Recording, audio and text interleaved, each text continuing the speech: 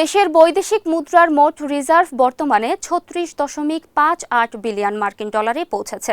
তবে আন্তর্জাতিক মুদ্রা তহবিল নির্ধারিত BPM-6 মানদণ্ড অনুসারে হিসাব করলে ব্যবহারযোগ্য রিজার্ভের পরিমাণ দাঁড়ায় ৩১.৯৪ বিলিয়ন ডলার।